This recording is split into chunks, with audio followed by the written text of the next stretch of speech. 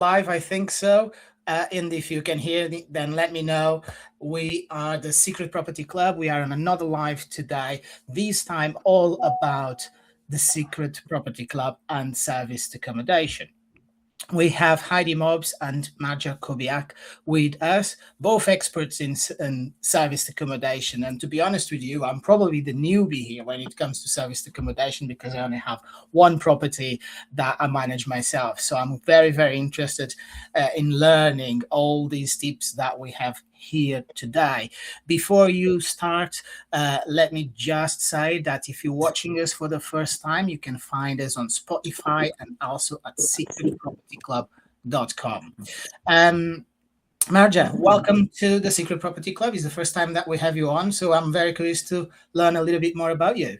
Absolutely. Well, thank you for having me, both Heidi and David. Welcome, everyone. I'm very excited to be here and, share my, as I said, the good, the bad, and the ugly about the service accommodation, and share my experience with some, fellow investors or people who are actually looking to start service accommodation. As it's not as easy as it sounds, but we'll go into that. So yeah, that's what I've been doing. I've got my service accommodation in Coventry, been running it for the past few years. Self-managed. I tried management companies, but somehow when I talked to them, they didn't convince me to give my my property to them. So I decided to sort of learn it myself through making mistakes along the way. But that helped me a lot and shaped me and got me to where I am today. So a lot of the times we learn more through some of our mistakes than actually when everything is easy and smooth, right? Absolutely. I think now, after the time, I do appreciate the journey, even though at the time it was really hard and difficult, and there was stress, tears, and a lot going on. But yeah, from a perspective, it was a good lesson, for sure. How do you agree? Everything that we do, service accommodation, all other property strategies, it is a little bit of a roller coaster of emotions. Yeah, and I remember when I first got Superhost status, and I think I've had it once, and someone went, "Oh, well, that won't last long. You wait." And I thought, "What a bastard!" I'd swear a bit, sorry. And it's true, I ain't got it back because, and I think the people who have had Superhost don't have enough problems go wrong for them. Potentially, they need more problems. Yes, potentially. To be honest with you, most of the bookings that I get, and I say over 90% are actually booking.com, not Airbnb. So I don't know nothing about Superhost. I'm curious to learn more about it. But Marja, tell me what actually brought you to service accommodation and not other strategies. So I was actually doing classical buy-to-lets rental, but I've actually got on the deal sourcing course, and actually that's when sort of it was a bit of an eye-opener about the properties, different strategies, what's available, the BRRR strategy, HMOs, and everything in between. And I sort of started looking at it a bit more. I started to go to more sort of networking, property-related networking events, talking to different people, and just see potential maybe where I did not see it before. And I always love talking to people and the service and communication side of things. And I think I would be really good with liaising with people, speaking of 3 languages. I think that would be a bonus. And also, what really drew me as well is a cash flow, which is much higher than a standard buy-to-let. Which, let's be honest, it is a drive to do it as well. And I did have a mixed feelings about it because, first of all, will I make it happen if I work full time? Will I still got my job, right? Second of all, what happens if I've got the guys that will destroy my property? But at the same time, I thought, well, you can have a tenant that will destroy your property as well. So, I just thought, let's just give it a go and try something different. If it doesn't work, you can always go back to traditional buy-to-let or try other strategies. So I think going into some education and seeing it and knowledge from other people and investors, opened my eyes, and I just became more curious. What is it about? Let's see if I can get involved. Yeah, I can actually just give a little plug on what you just said, because a few years ago, maybe 18 months ago, something like that, just to, when I was still doing training on property, with Progressive Property, I had an opportunity because one of my properties, a buy-to-let, it was actually vacant. And I had somebody say, well, I will rent it from you and I will do serviced accommodation on it. And I said, at the time, that was one of my worries. People will destroy the property because I still didn't have my serviced accommodation. It's not a strategy that I loved.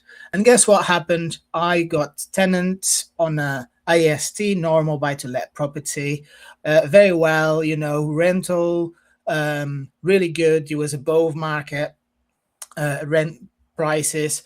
And some months later, they tried to turn that property into a cannabis farm. Oh. I was like, well, This can go wrong, right? So talking about challenges, exactly, challenges will happen in any strategy that you do when it comes to property. But I'm curious to know about some of the challenges that you faced, actually. Yeah. How long have we got? Couple of months. I think there were many challenges, but I think the sort of very first few I came across were even during initial setup, when I was obviously furnishing the property and you both run it. So, it has to be sort of, furnished in slightly different than a traditional buy-to-let, maybe more decorations, more little bits and pieces. And I think the three things that could have gone wrong, they've gone wrong in one day. So my furniture was delivered to a wrong address. Instead of the double bed, they delivered 2 single beds, and they delivered about 10 hours late. So, and I had no sofa because the supplier I had agreed like sofa delivery literally just said, sorry, the sofa did not arrive from the supplier, we cannot deliver. And I was like, oh, great. And that was like normally I just got like upset or angry that because the things did not go to plan, but that was a great lesson for me. Just be patient, okay? It's not the end of the world. You will launch it a week later, right? So just chill out, relax, and do try to work it out. What can you do? Obviously, being in the UK is very difficult to get a sofa that you can have it delivered like within a week, because normally if you go to the shop, it's at least 12 weeks wait, right? The online suppliers let me down, but I managed to find it. The second challenge was photographer. So obviously everyone keeps telling me, yeah, you have to go professional, etc. But I thought, okay, well, I will ask first of all if someone within my circle is actually doing photography. And it seems like my husband's colleague or ex-colleague said, oh yeah, I do photography.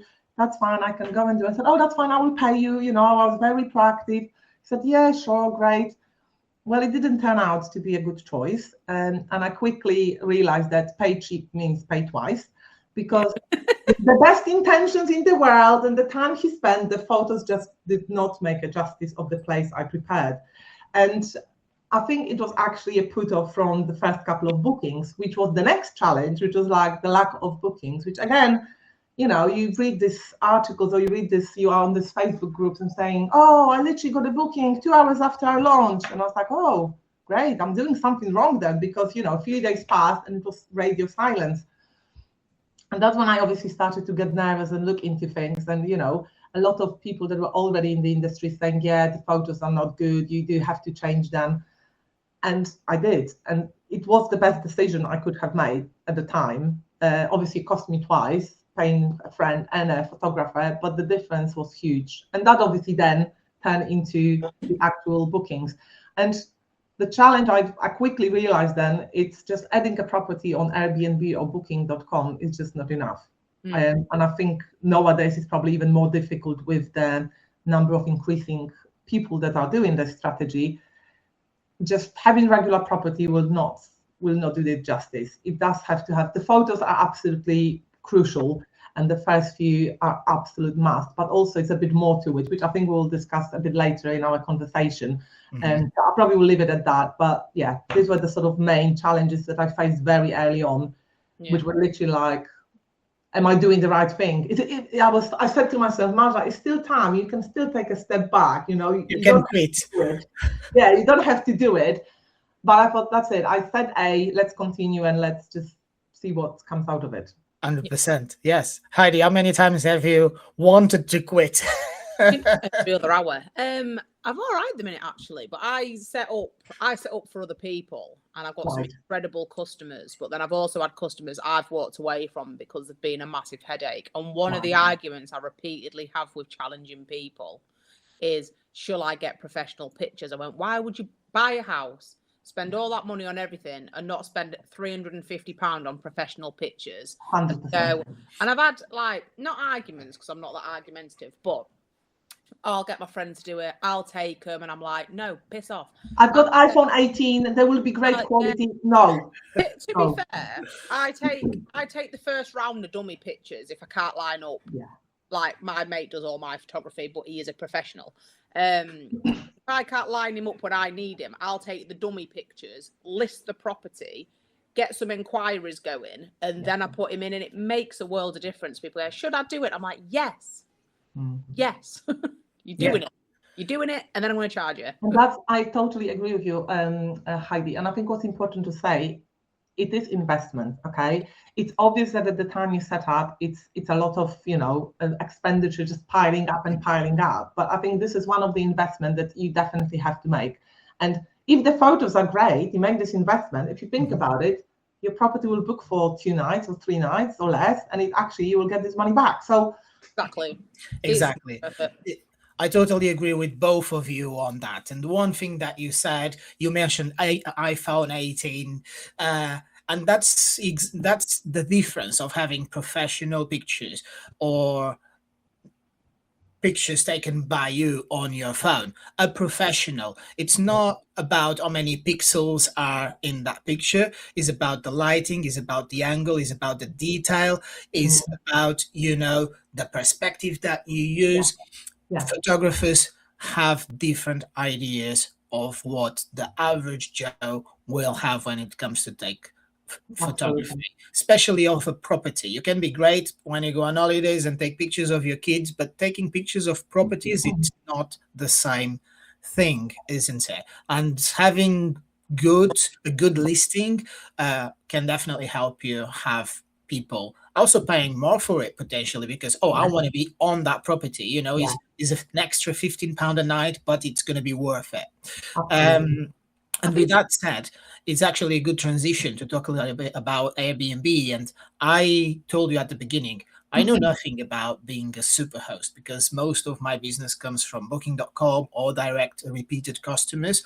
So Marja, maybe you can tell me more about what is being a superhost. So for me, it's quite opposite. Majority of my bookings actually is Airbnb rather than booking.com. I personally not a big fan of booking.com platform and usage it itself. Maybe that's why. But yeah, going to Superhost, obviously it's a award or status that Airbnb platform gives to hosts that deliver consistently excellent stays, got very good reviews, respond quickly, have no cancellation rates, no complaints, etc. And I must be honest, when I first started, that was like my goal. I want to get to that, I want to be there. I want to be the super host. I want to have this on my profile because I heard so much about it. And, it was a bit of like a prestige, right? Your listing will be seen. And I was ecstatic when I got it. But you know what? Actually, did it change a lot? Not really. When I think about it now long term, did I suddenly get overflow of inquiries? No, I just continued. Yes, I did have a badge. I can put it on my Facebook and whatever. But actually, it didn't make a huge difference. And then I realized that actually, I got a new perspective on it. What's important for me as being a super host is not a badge or award that you get from X platform or Y platform. It's about, consistent level of inquiries and reservations. It's the guest experience that is important. And the actual guest, it's like, I always wish myself and other hosts, guests that are respectful, that they treat your property the way that they would treat their own home, and the guests that pay on time and and feel like at home. So that's for me what's important now, and being sort of a super host, not necessarily having a badge or something that defines you. Because I don't think that's actually defining you. You can be a super host without having a badge from Airbnb. I am a super host. Yes, you are. Well, I do have good reviews on booking.com.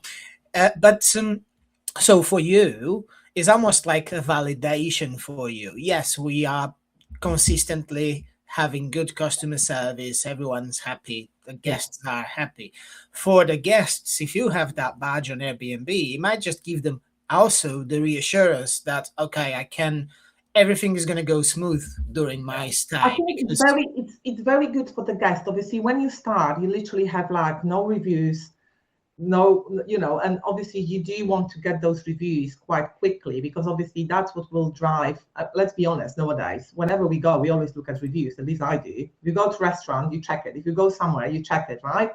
So that's what a lot of us do at the moment. So I think they're hugely important, the actual reviews. And, that's what I was striving for it. And I'm sure there are guests that will maybe look or even filter only that they will, I will only book with Superhost, for example. Mm-hmm. But I think sometimes you can still have high reviews. And I think many hosts do comment that some of the review, might be a bit unfair when it comes to how they calculate it. You can basically lose the Superhost status with just one bad review or one. It's not that as well. I found, because we lost Superhost and never got it back, based upon, I think, because there's only 4 things I look for: responsive, we get back to them within 10 minutes sometimes. Cancellation rates, that's not on us if someone then can't afford a holiday and they cancel it, or they're ill or whatever. It's based upon those things. But we I like have a look at the data and stuff on ours. We've had a person book with us twice, 2 different property. No, the same property 2 different times, and they gave us 2 different reviews, and we was like, it's the same property, it's the same person. And then we've had another one this week where we had a 1-star review on booking.com, which is horrendous, based upon the neighbour's dog barking. But what that's done is it's brought the cleanliness down of the property, which had nothing to do with the review. So it had nothing to do with the review. So they've gone, say for example, lovely property, lovely house, lovely location, whatever. Give us a 1-star review, but it weirdly drags the cleanliness down and the house. And we was like, what? So for us, it's the reviews are relevant, but also ridiculous at the same time. Yeah, well, the reviews are relevant, isn't it? Because when it comes to serviced accommodation, in my opinion, it can almost make or break your business. If you have some terrible reviews talking about, I don't know, pest control, the founder, whatever, at the property.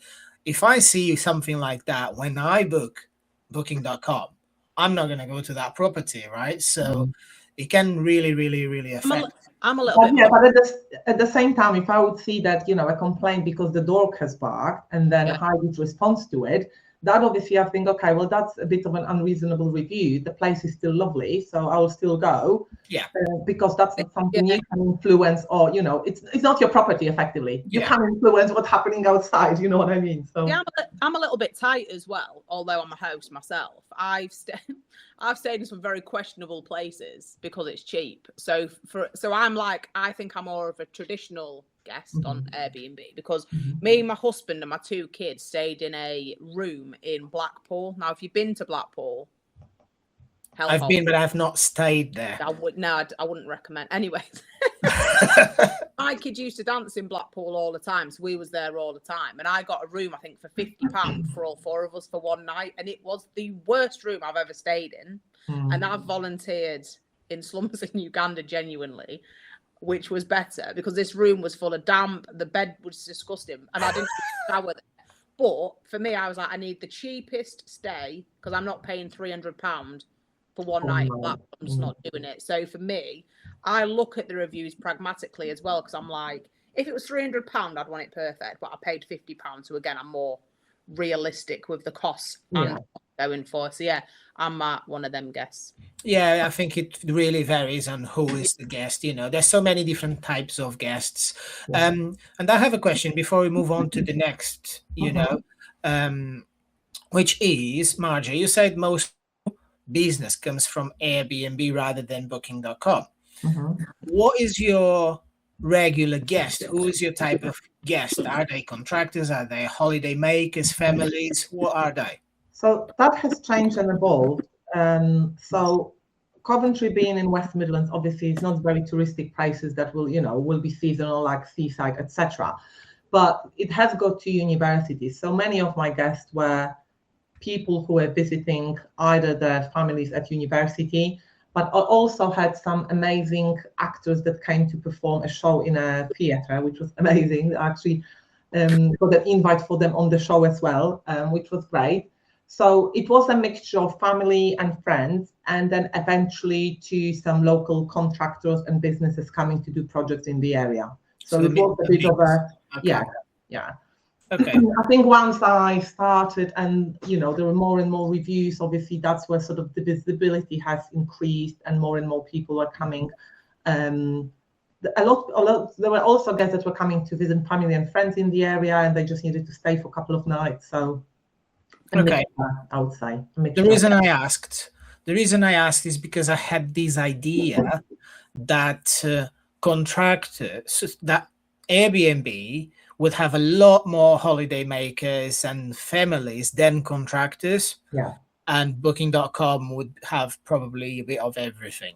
That's the idea I have. I don't know why. It depends who the admin is booking it. So, for example, I've shot myself in the foot, but positively. So we've just set up a new one.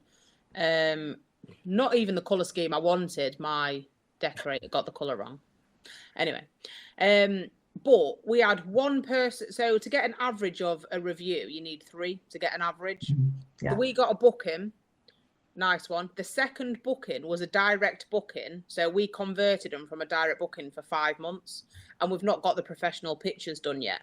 So that's great for us. But when they eventually leave in August, that is a new booking with only 1 review. So it hasn't got even on the algorithms yet. So in 5 months. Exactly. Yeah. Yeah. So again, that won't be at the top of the listing. So then we're effectively, although we've got something positive, we've then got to optimize the listing again in 5 months to boost it up the pages. Yeah. That makes sense. But we find as well, I don't know, obviously to go off on a tangent on your question, we have to optimize the listings almost daily to boost the algorithms to get the bookings. And then, I don't know if I'm jumping the gun here, you can actually do the listings. So like between 0 and 7 days, you'll accept a 2-night booking. Within 0 to 14 days, you'll want a 5-day booking. And after that, it's a 7-night booking. And that's how you get your contractors. So although you're thinking holiday makers might go on Airbnb and contractors won't, it depends. So if they're looking for a stay over 28 days, your listing might not come up depending on how you optimize it. Is that a strategy that you use as well, Marza? I'm glad you've mentioned the keyword optimize your listing, and that was another challenge than when I started. I keep saying this, optimize your listing, and I was like, what does it mean? What's even that? We did a lot of research on it. Another challenge was the knowledge gap, which obviously, then I had to go and educate myself even more what that really means. I think it's very important what Heidi said. I think in order to attract your client you want to work with, is the right calendar setup on the minimum 5-7 nights, etc. Because if you want to attract contractors, you can't, if you're going to open it for 2 nights, 3 nights booking, and they're looking for 1 week stay, and you've got a couple of stays in between, your listing will not come up because you've already got these little bookings here and there. So it won't even show up when they look. So it is the right calendar setup and also the right description, because very often, as you said, it might be the admin person booking it. They don't have a time to scroll through very, very long list of your description. They don't really care. Yeah. Set up, cozy, perfect. They don't, how many beds, what's there, is there parking, what's the location, jobs are good and pictures are good, I'm sending my crew there. So it really depends who is your client you want to work with. And yeah, as Heidi said, I never even thought of that the admin doesn't really care, they will just pick whatever it comes up as long as it matches the specification for what they need, they have budget.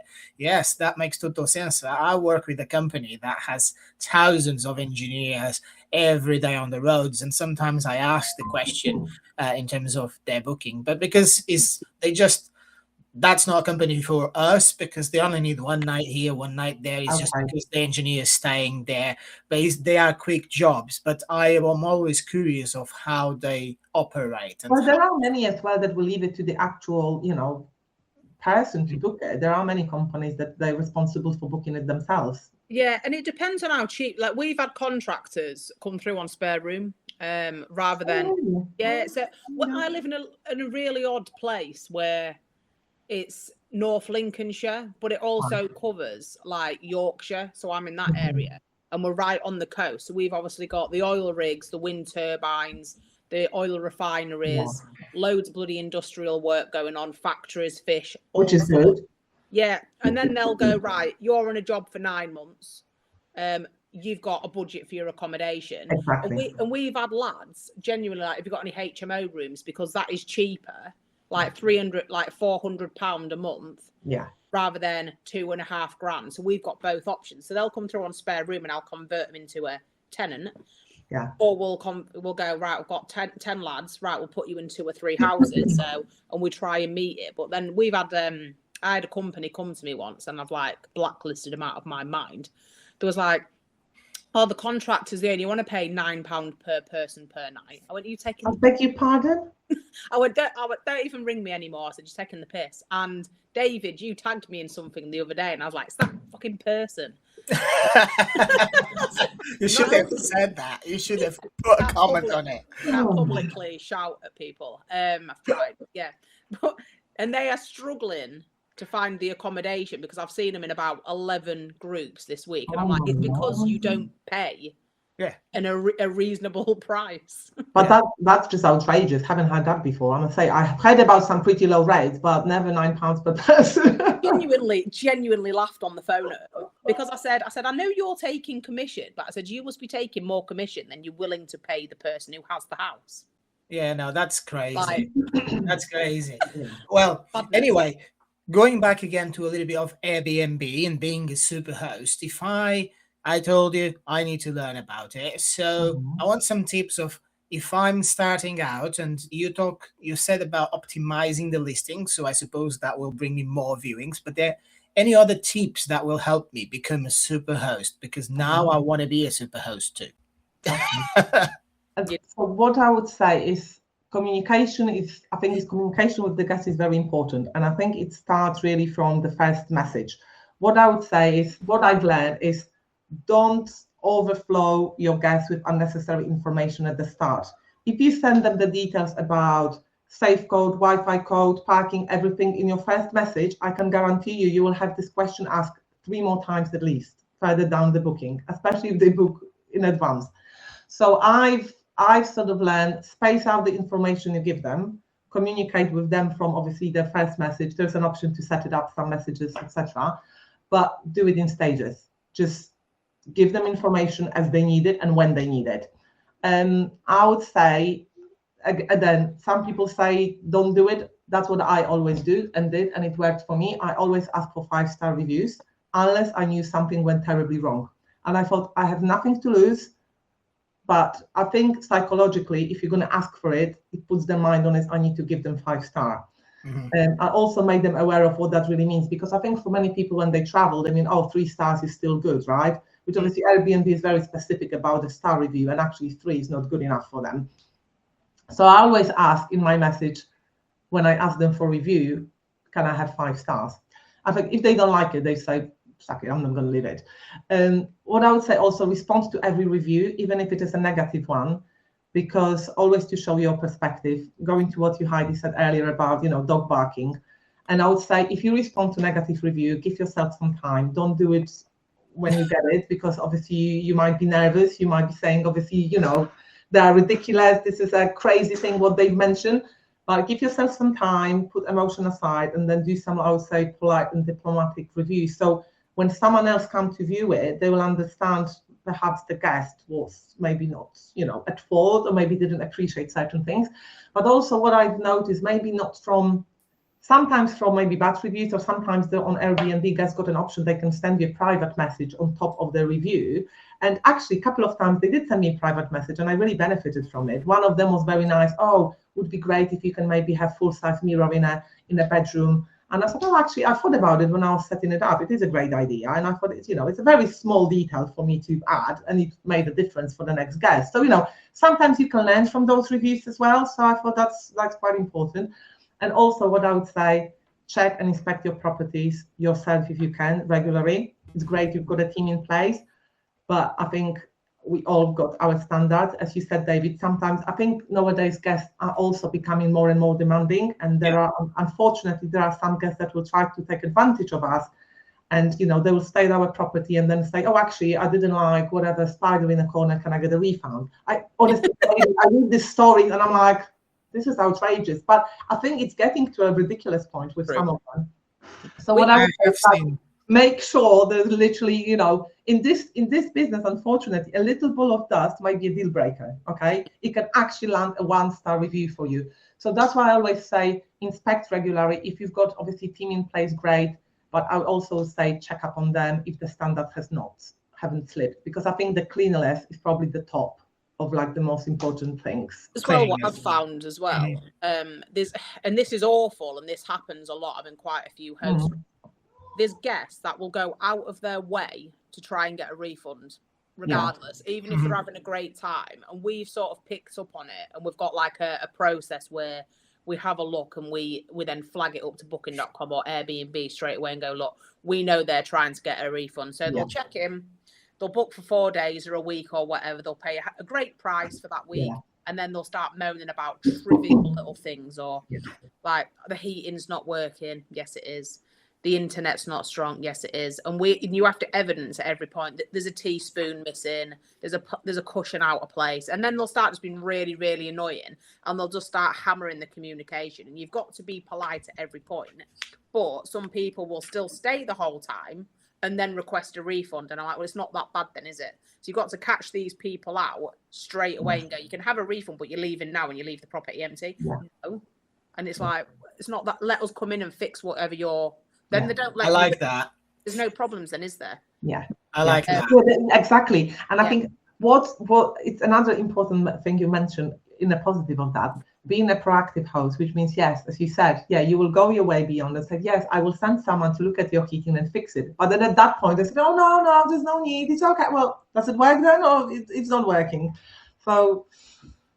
We had a guest as well, right, dickhead. This one's a good one, and this one is the closest to us. It's literally round the corner. I drive past it twice a day. It's really round the corner from us. And this the owner lives in Dubai and he's never seen it. But this person checked him, moaned about something trivial. I think the heat in a temperature or something. Nothing was wrong, wouldn't let us in. Then he said he wanted a refund. What we think's happened is he was in one of our properties 30 minutes away.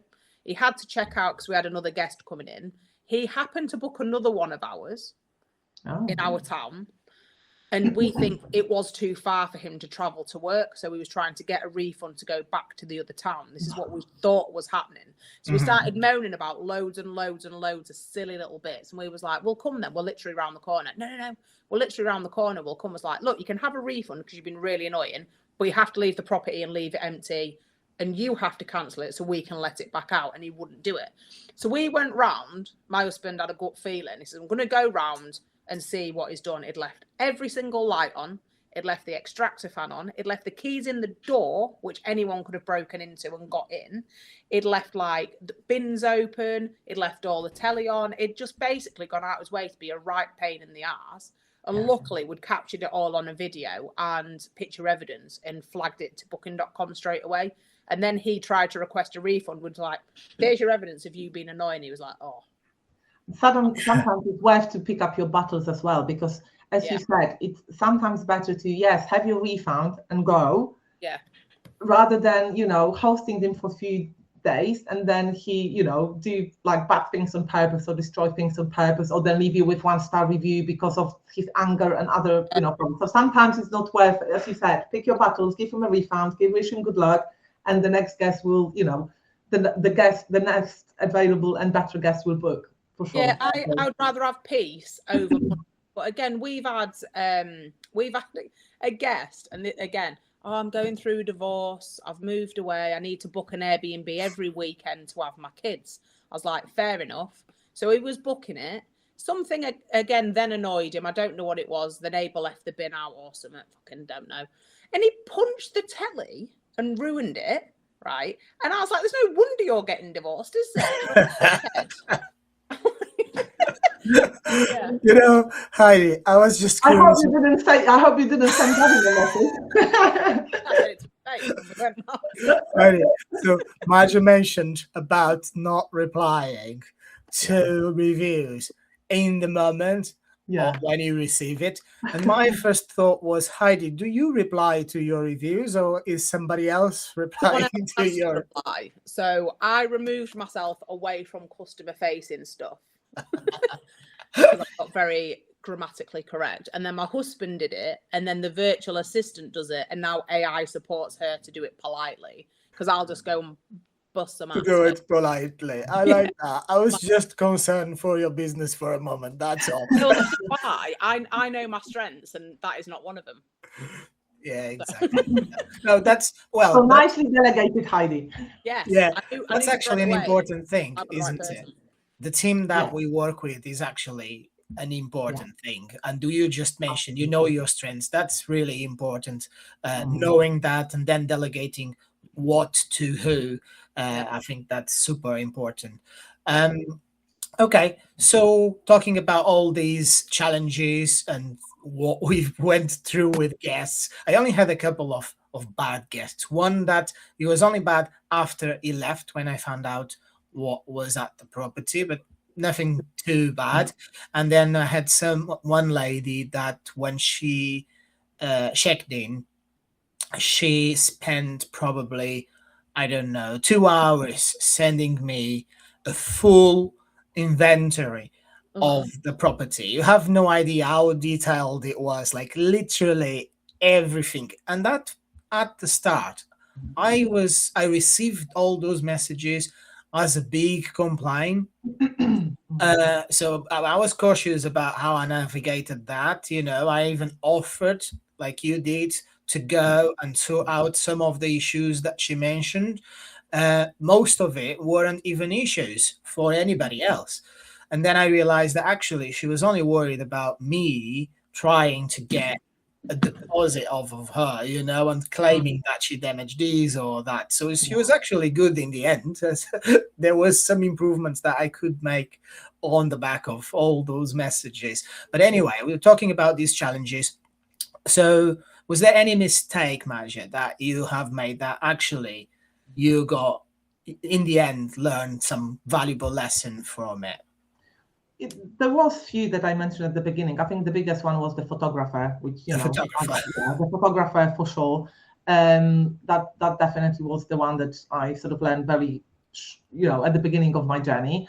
I don't think there's anything major other than the few hiccups here and there, which obviously comes with this particular business and the lack of experience and the lack of knowledge. As there were things that I didn't know. Sorry, what does it mean optimize your listing? How can I do it, and what does it really mean? And the right calendar setup. And you either you learn it when you go along and you want to learn, or you stick to your ways and you don't. So yeah. You learn along the way, right?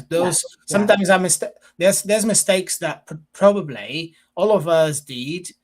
Now we don't even see them as mistakes anymore. It was just part of the learning journey. Exactly. Because obviously I did not have any bookings or reservation as soon as I started. I think it was at least a week or maybe even longer, because I had to organize photographers, swap the photos, etc. So obviously I was in a zone. I was thinking outside the box. What else can I do?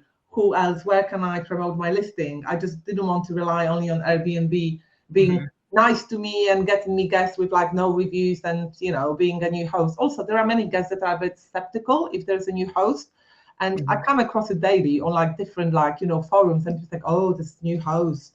Oh, I don't know if shall I book? And I said, well, everyone started at some point, right? If the photos looks decent, they don't look like they are generated by AI, then we'll give someone a go, because I've been in this place, so I know what that means for this host sitting on the other side, waiting for the booking, right?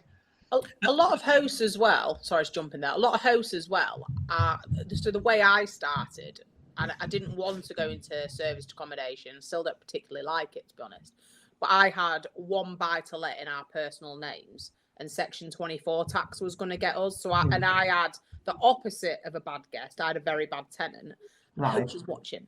And then she left it in such a mess. I had no choice but to go to serviced accommodation to try and recoup some money back, because she wiped out, I think, 4 years worth of profits just by leaving it an absolute hellhole. So I went into SA, and then I found a gap in the market and started managing for other people and then growing the portfolio from there. But where was I going with that? I can't even remember. Well, we're talking about mistakes, lessons learned, waiting for the guests, being so active. It will come back to you maybe. Come back to me when I'm in the middle of the night and I'm like, oh, No, buddy. no, you jumped in there. You jumped in there because you had the thought, and then you forgot the thought. No, it was about the essay management sort of thing. It was about the essay management. Yeah, the essay management sort of thing, where obviously you're setting up as a new host. Oh yes, that you have like booking it with like. I know where I was going with it now. So so I did that and had one under my account, and you might only have one under your account because it might be like, David, you've got one that might be in your personal name, etc., etc. So actually, as a new host, treating it like a business. A lot of people don't treat it like a business because it's their previous home or whatever. So definitely treating it like a business, I think people fail to do. And if you go through Airbnb, because I'm a little bit boring like that sometimes, you can see the people who haven't either made the effort or made too much effort to make it nice, but haven't treated it like a business. Yeah, you can actually spot that very, very easily, can't you? That's definitely a good point. But that's just as well about how people see their property business, isn't it? We know it's a business, even if you're just doing it on the side as an Airbnb host that just even is a spare room, whatever it is. But then there's people that want to actually make money from property and choose serviced accommodation as a strategy. But when you do that, there's a mindset shift, I think, so that it needs to happen as well.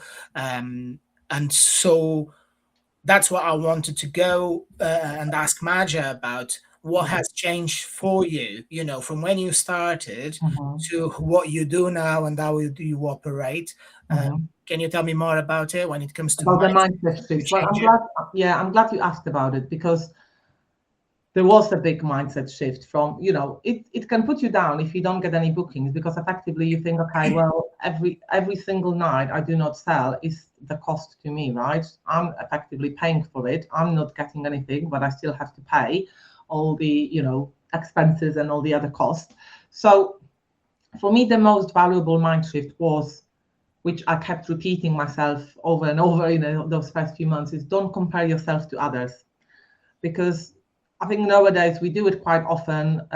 There's a lot happening on social media. People were, showing off with their screenshots of level of bookings, how much revenue they're bringing. And obviously now I know it's only Airbnb revenue. If you think about, if you deduct your cleaner, deduct your laundry, etc., it's not actually what you're having in a pocket. But, it's all sort of play a little bit on your mind and how you perceive your business and your journey. And, you might initially see yourself as a failure, or I'm not going to get there.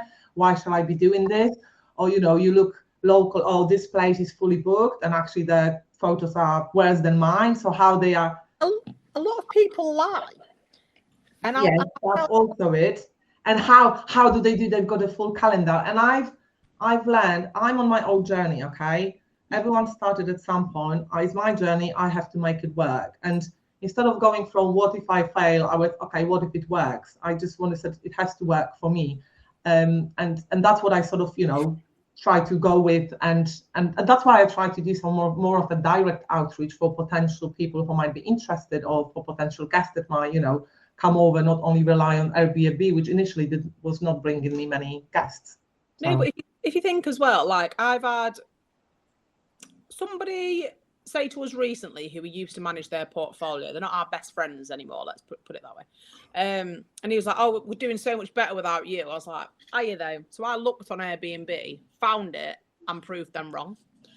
And then also, because people like have a bit of an ego, don't they? And then there's another person who on social media will screenshot 30 grand bookings, 84-day bookings, blah, blah, blah. And they're very close to me. And I was like, I don't believe you. I don't believe you. So again, we found the listings because me and most of them we work together, we live together, we're married. Do you know what I mean? We get a bit bored. We have to make up topics of conversation. So you just scroll through listings in bed. Let's see who is lying in our. We sit there on going, find you on Company's House. We find the business, we find it, we go and have a look. And I was like, the decoration's awful. They have no furniture in the bedrooms. Who's going to pay 30, 40 grand? And you haven't even got a wardrobe in there. So it baffles me. So I'm like, I'm going to find out. So anyway, I looked at the listings and they spoke the biggest amount of shit I've ever seen in my life. And they're not even full at all. And I'm like, oh. So, yeah, and that's why it's not even worth like listening to all this noise, because that will only like put you down, especially if it's early in the business. Also, what I've come across is that people, the screenshot you've mentioned about 100, they are actually AI generated. Is it? Oh, I will name him because I like him. Is it Raj? Yeah, Raj sent it. Yeah, Raj did it the other day, and I went, fucking spot on. I think he's one of the only people I like in the industry. He indeed, yeah. And it's funny, like you see it and you don't realize, it's like, it's actually not your profit, what you're showing, even if it is true, like those long bookings, etc. And I think that's where the perception, when people think, oh my God, I can literally start and have a 100-day booking and have £50,000 in my account. No. That's not how it works. No contractor wants to pay 50 grand up front. Exactly, up front. They'll batter you down and like, it's really annoys me. Well, I find that a lot of the posts that I see like that, flashy posts, dreamy income, things like that, are mostly coming from people that have something to sell, as in a training course or a mentorship or something like that, which is really a shame, because you want to be learning from people that will really help you. And I can't name or say that they're good or not good, because at the end of the day, I see that those kind of posts are kind of a marketing play.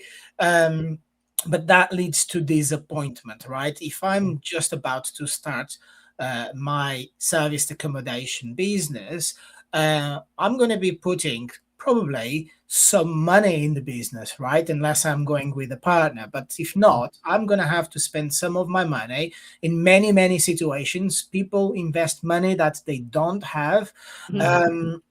Because they're desperate, they want to start, and they think this is the future, this is like the little light at the end of the tunnel. For people to go into business, what you can even change your life, you change your relationship at home, you can really involve so much when you start a business, right?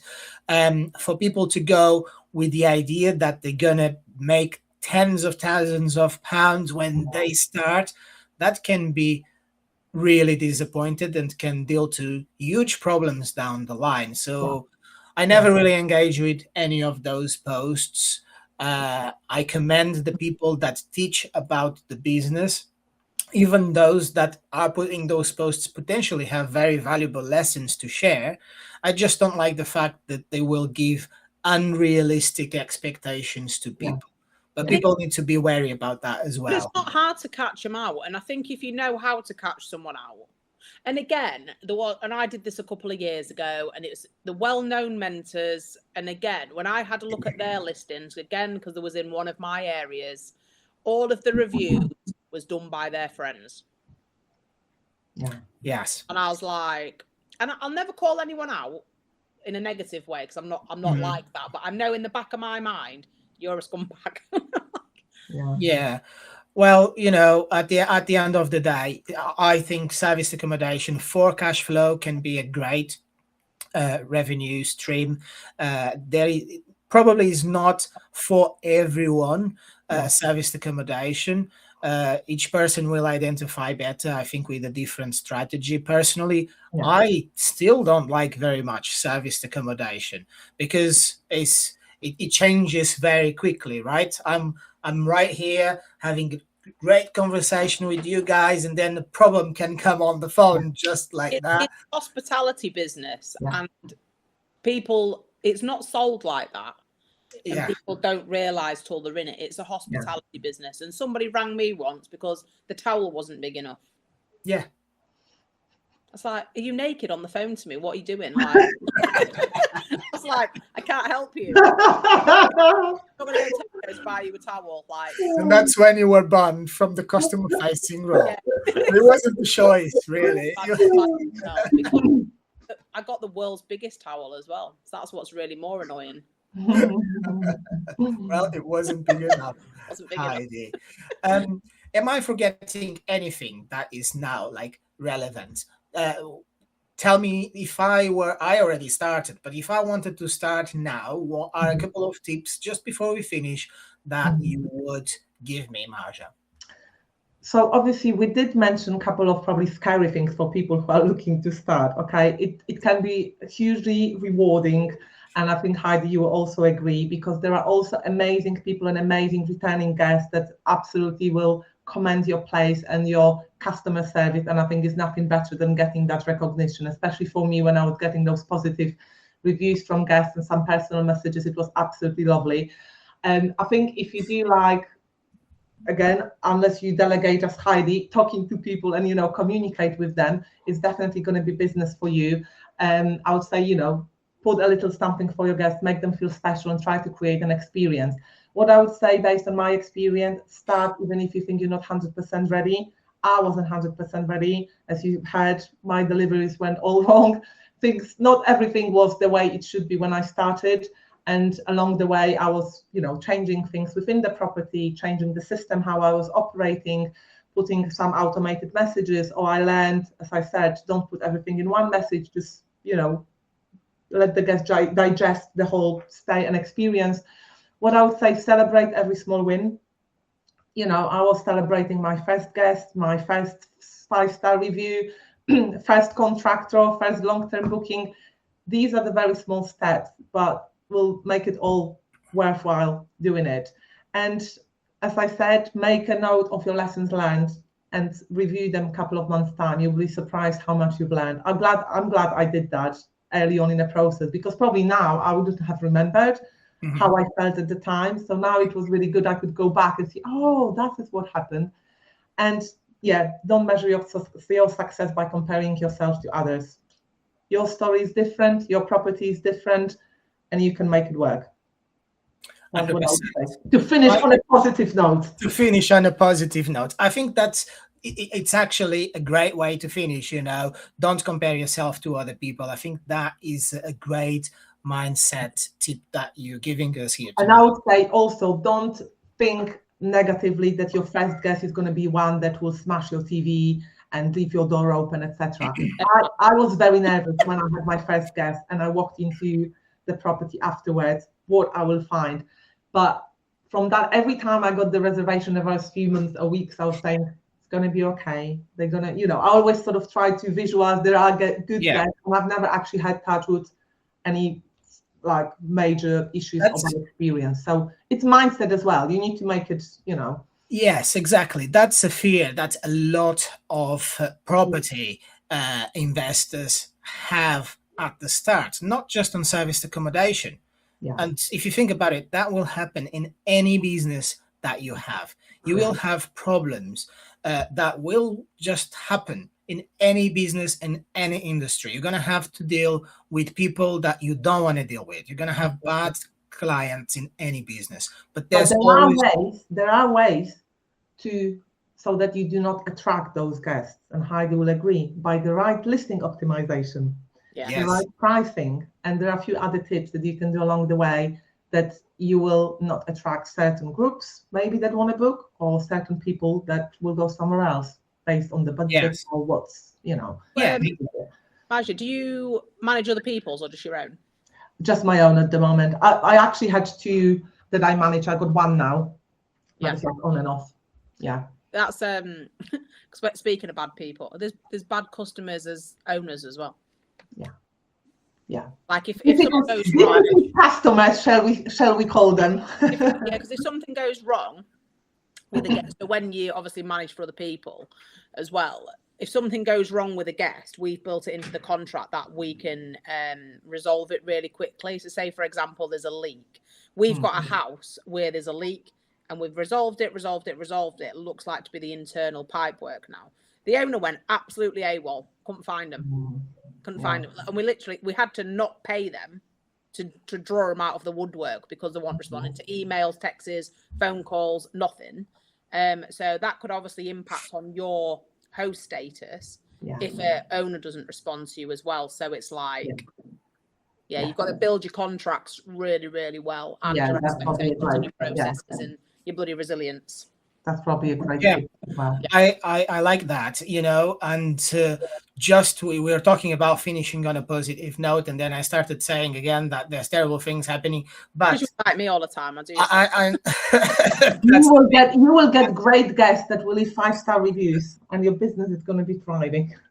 Yes, and that happens, there's great guests as well, like you said, people that are returning, people that actually will send you a message just to say thank you for the great service that you had.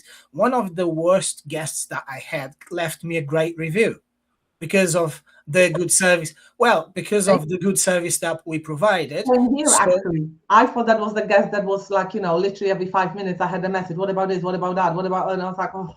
Can't find and I was like, sorry, when did they check out? And I said, oh, another 2 days of the joy. But the review they left was, oh my God, Marza was so proactive. She sent the technician. And the fact that there was something broken actually worked in my favor because I sent the technician and they fixed it. So, no, but it can be very rewarding. And I'll shut up. I stayed in an Airbnb about 15 years ago when it first became a thing. And the boiler was absolutely knackered and it broke. And I couldn't have a bath, and we'd been walking all day in like the Peak District or whatever it was. And it was on site, so it was next to the owner's thing. And they went, oh, I'm really sorry, it's broken, I can't fix it today. And that's all right, I'm not bothered. And she bought us a bottle of champagne and some chocolates. And I was like, how ridiculous. Like, why is she going out of her way to do this? And now I understand why. Because she didn't want a bad review and I could have gone hell to leather on that. So again, it's managing everyone's expectations. Exactly. One thing that I notice, and again, this is not just serviced accommodation, it's really business in general. When we think about the fears that someone might have at the start, I talk about dealing with problems. I just had this conversation with someone I know that was complaining about his life. And I said to him, really, it's just about the problems that you want to deal with. Mm-hmm. These problems that we're talking about, they are great problems. They are bringing us revenue. So those are good problems to have. If someone is complaining on the Airbnb, it's because they're paying to be there. So I want to deal with those problems. And every problem is a solution as well. So, Yes. You left your email address. I'll make sure to leave it somewhere around the video for the people that will watch the recording. Where else can I find you? What is your... So you can find me on social under Marza Kubiak or Marza Superhost on Instagram. If you are a starting host or you're thinking of service accommodation, you want to have a chat, do ping me a message. Happy to, talk further about this listing optimization and other few bits and pieces that we discussed here, or share some further experiences or stories. So, yeah. That is fantastic. You've been really good today. I've learned a few things that, especially when it comes to being a super host, that, like I said, I wasn't familiar before. I just want to plug in here in terms of the Secret Property Club. And this is really important. The reason why you are here today, as well as other people that we invite on our show, on our platform, is because rather than trying to sell training courses, really expensive, we are a community where we try to bring experts from the different property, well, not sectors, the industry is the same, but I mean the different property strategies, the different industry professionals that are needed for our industry to this one place to give us the tips, the best, the challenges. Like you said earlier, was it the good, the bad, and the ugly? I think that you said. And it's a big collection of information that we are collecting inside the Secret Property Club, and everyone is welcome. So I want to thank Heidi for being here with us as well today. It was really good to have you. Marza, fantastic. I hope that you come back in the future. And I want to thank everyone as well that watch. And if there's any questions at all, just leave in the comments in the video in the future, and we'll get back to you. So thank you very much. Thank you so much, David and Heidi. We had a fantastic chat. Thank you, guys. Thank you. Bye bye, care. Heidi. Bye, Bye-bye. Maria. Bye, everyone. Bye-bye.